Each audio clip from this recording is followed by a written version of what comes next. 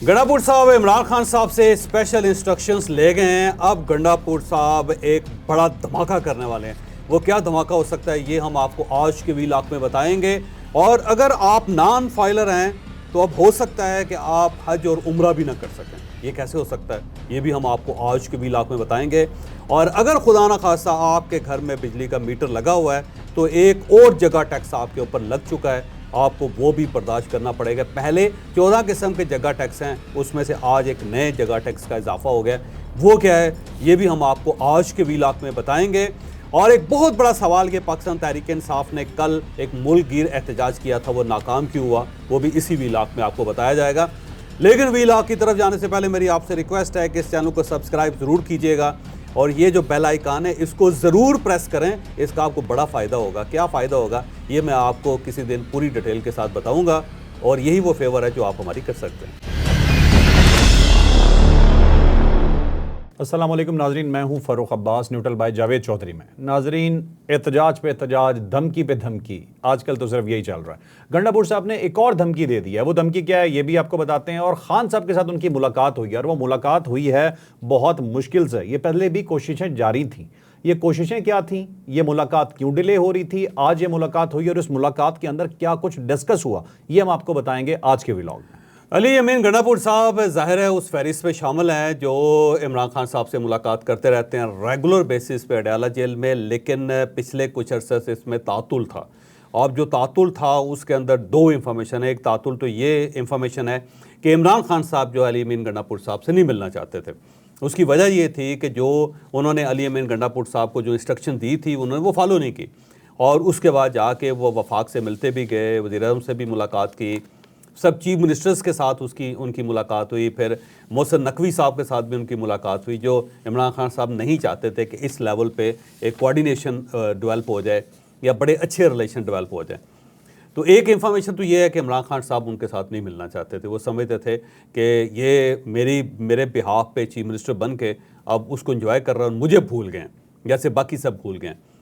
और दूसरी इंफॉर्मेशन ये है कि अली अमीन गंडापुर साहब मिलना चाहते थे लेकिन जानबूझ के उनका नाम जो है मुलाकात की लिस्ट से निकाल दिया जाता था। जैसे कि जुमेरात को उनकी मुलाकात ड्यू थी और उन्होंने रिक्वेस्ट की थी, लेकिन फिर उस जो मुलाकात की फहरिस्त थी उसमें से उनका नाम काट दिया गया था, निकाल दिया गया था, इसलिए वो उनसे मुलाकात नहीं कर सके। बहरहाल जुमे यानी कल को इमरान खान साहब के साथ उनकी मुलाकात हुई। 1.25 घंटे की मुलाकात थी, 1-on-1 मुलाकात थी।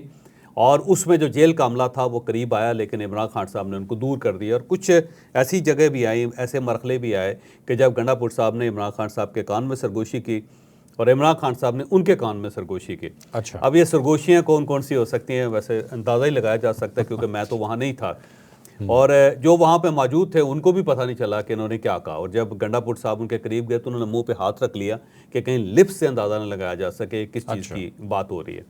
और इमरान खान साहब भी बड़े शातिर आदमी हैं। उन्होंने जब जवाब दिया तो हूँ करके उन्होंने भी इस तरह हाथ रख लिया ताकि ये पता ना चल सके कि वो जो लिप्स रीडिंग होती है ना वो भी ना हो सके। तो वो मोदी बन गए। जब आपको याद है कि मोदी ने मियां नवाज शरीफ साहब के साथ मुलाकात की थी डेवस के अंदर बाहर, और वहाँ पे वो अचानक मोदी चलते चलते आगे और नवाज शरीफ के साथ उन्होंने कहा कि मैं आपसे बात करना चाहता हूँ।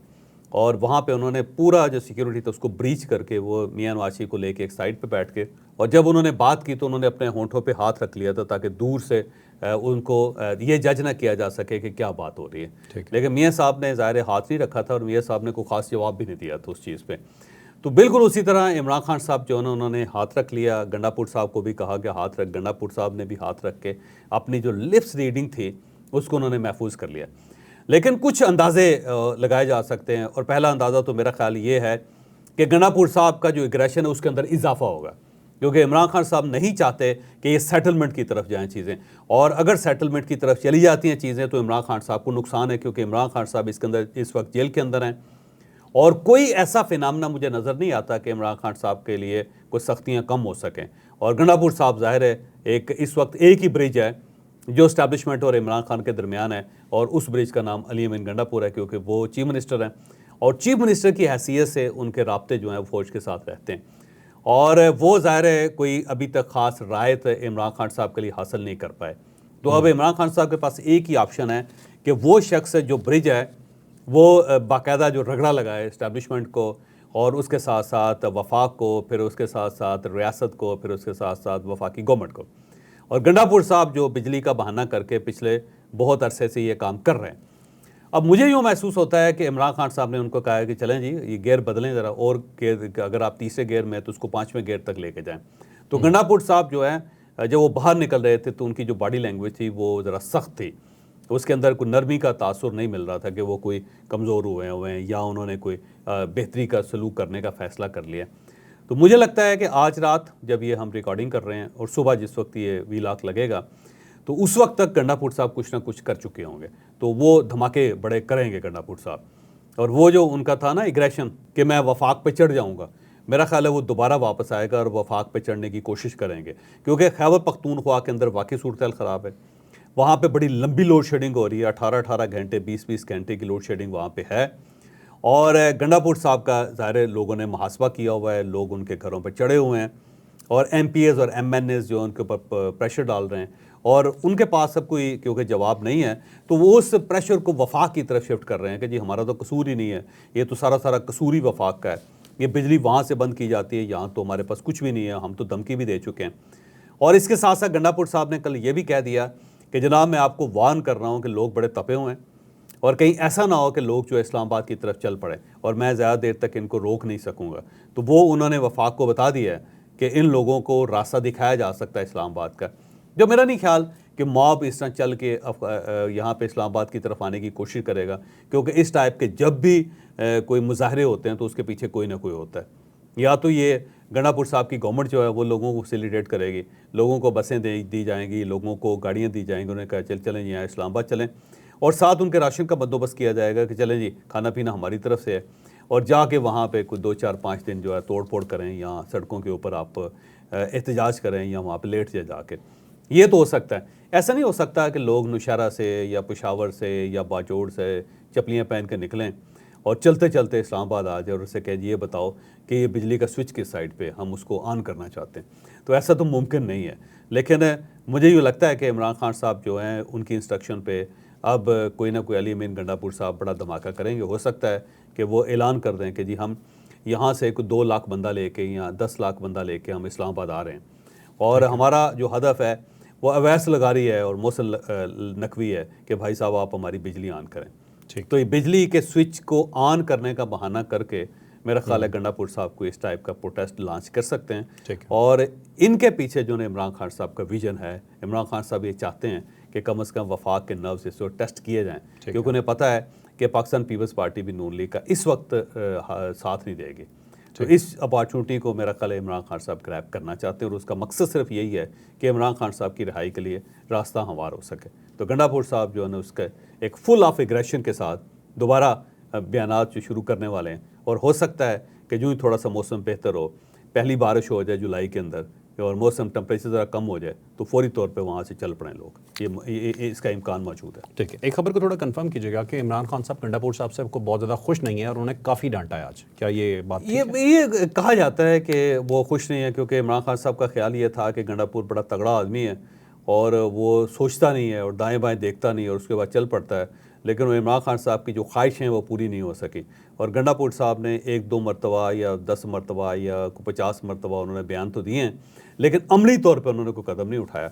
जैसे कि कल 21 जून था और ये कहा गया था कि पूरे पाकिस्तान के अंदर एहतजाज होगा।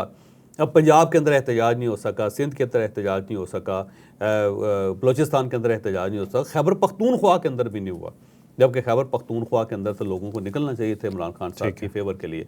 पेशावर के अंदर ही कोई बहुत बड़ा जलसा हो जाता या वहाँ पे कोई 1-2 मिलियन लोग 20-25-30 लाख लोग बाहर निकल आते, तो ये पता चलता कि इमरान खान साहब के लिए लोग सड़कों पे आ रहे हैं। लेकिन खैबर पख्तूनख्वा के अंदर भी कोई बहुत बड़ा ऐसा मुजाहरा नहीं हो सका जिसने एक ही आवाज़ में खड़े होकर नारा लगाया हो कि इमरान खान साहब को रिहा करो। तो वो भी इमरान खान साहब को फील हो रही है कि जहाँ पे हमारी गवर्नमेंट है, जहाँ पे हम तगड़े हैं, वहाँ पे भी कोई ख़ास मुजाहरा नहीं हो रहा। बस ये है कि सवात का एक जलसा हुआ और उसके बाद अगले दिन लोग उसको भी भूल गए। तो इमरान खान साहब को ये फीलिंग है कि गंडापुर साहब जो हैं वो लोगों को बाहर नहीं निकाल पा रहे, जबकि उससे पहले जब महमूद खान का दौर था, आपको याद होगा कि कितनी बार वहाँ से लोग यहाँ पे आए। परवेज़ खट्टर साहब के दौर में तो मेरा ख्याल हर महीने लोग इधर आ जाते थे। तो गंडापुर साहब अभी तक वो ख़ास खिदमत इमरान खान साहब के लिए नहीं कर सके। स्टोरी तो अभी हमें करनी थी फाइलर नॉन फाइलर की और हज और उम्रा के हवाले से, लेकिन क्योंकि डिस्कशन ऑलरेडी स्टार्ट हो गई है एहतजाज की नाकामी पे, तो मेरे ख्याल चौधरी साहब ये एहतजाज की नाकामी पे पहले आते हैं, ये हुआ क्यों? ये वैसे इमरान खान साहब और पाकिस्तान तहरीक इंसाफ का ख्याल ये था कि क्योंकि हम इलेक्शन जीत चुके हैं और अब आवाम हमारे साथ हैं, तो अगर हम आवाम को कॉल देंगे तो लोग बाहर निकलेंगे। लेकिन जब पाकिस्तान तहरीक इंसाफ इस किस्म का एहतजाज लॉन्च करती है तो ग्राउंड रियलिटीज़ को भूल जाती है। जो पहली ग्राउंड रियलिटी है वो तो मौसम है।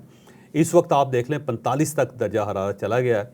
तो इतनी गर्मी में कि जब वो चील भी अपना घोंसला छोड़ देती है, उस वक्त आप लोगों से ये तवक्को करें कि वो बाहर निकलेंगे और आपकी रिहाई के लिए वो एक बहुत बड़ा प्रोटेस्ट पाकिस्तान के अंदर करेंगे और एक साइड से लेकर दूसरी साइड तक को हज़ारों लाखों करोड़ों लोग बाहर होंगे। तो मेरा नहीं ख्याल कि इसका कोई इम्कान हो सकता है। तो पहली ग्राउंड रियलिटी तो ये है कि आपने गलत मौसम को चूज़ किया और उस दिन को चूज़ किया जब वो सबसे लंबा दिन था गर्मी का, और आपने उस दिन कहा कि चलें जी सारी अवाम बाहर निकला। कैसे निकल सकते हैं भाई?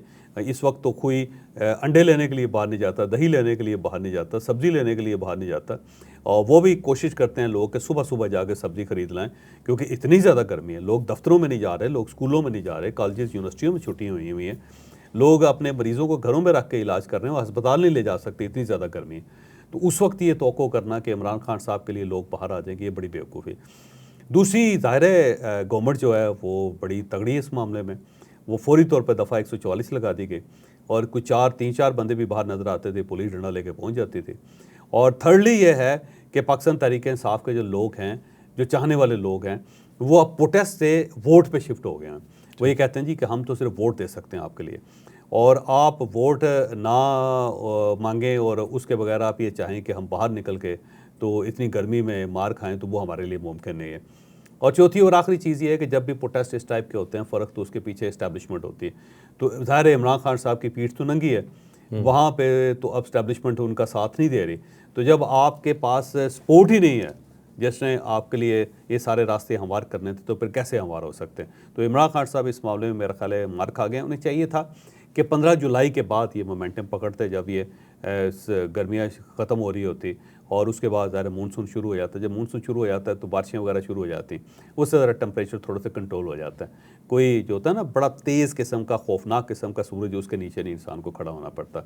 बारिशों की वजह से थोड़े से मामला ठीक हो जाते हैं।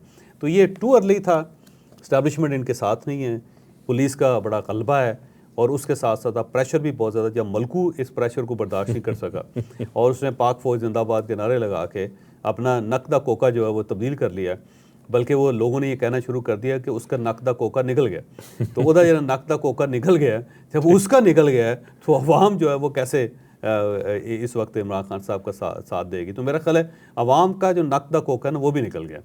तो वो अब समझदार हो गए, वो इस टाइप के इश्यूज़ में नहीं घुसना चाहते जिसमें फेंटा भी पड़ जाए और उसके बाद ऊपर से गर्मी भी बर्दाश्त करनी पड़े और हस्पतालों में फिर जगह भी ना मिले आपको, अगर आपको सन स्ट्रोक हो जाए तो नाज़रीन, पीटीआई अवाम को निकालने में नाकाम रही और अली अमीन गंडासापुर जिन्हें आजकल कहा जा रहा है ज़्यादा, वो भी ज़्यादा अवाम को बाहर नहीं निकाल पाए, जिसकी वजह से खान साहब उन पर थोड़ा सा बरम भी हैं। अब चलते हैं अगले टॉपिक की तरफ। अगला टॉपिक है सर हमारा फाइलर नॉन फाइलर जो चलता आ रहा है। आज एक और कदगन लगने की बात हो रही है। फैसल वाड़ा साहब ने कहा ना, फैसल वाड़ा साहब ने कहा जी कि अगर नॉन फाइलर्स सफ़र नहीं कर सकता तो हज और उम्रा क्यों करेगा?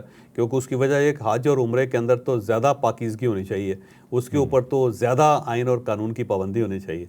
तो ये क्या बात हुई कि आप ये कह रहे हैं कि बंदा दुबई नहीं जा सकता, ईरान नहीं जा सकता, यूरोप नहीं जा सकता, अमेरिका और कनाडा नहीं जा सकता, ऑस्ट्रेलिया में नहीं जा सकता क्योंकि वो नॉन फाइलर है, लेकिन वो हज पे जा सकता है और उम्रे पे जा सकता है। ये उन्होंने कहा जी खुला तजाद है और इतना खुला तजाद नहीं होना चाहिए। तो अब जब उन्होंने ये फरमाया तो बहुत सारे लोगों ने हाँ की, उन्होंने कहा जी ये बात तो बिल्कुल ठीक है। लेकिन अब सवाल ये है कि हज और उम्रा करता कौन है? ये देखेंगे सब कॉन्टिनेंट की ये पुरानी रवायत है कि जब बंदा किसी और काम के काबिल नहीं रहता तो वो फौरी तौर पर कहा जाता है कि उसको हज पे भेज दें या इसको उम्रा करने पे भेज दें।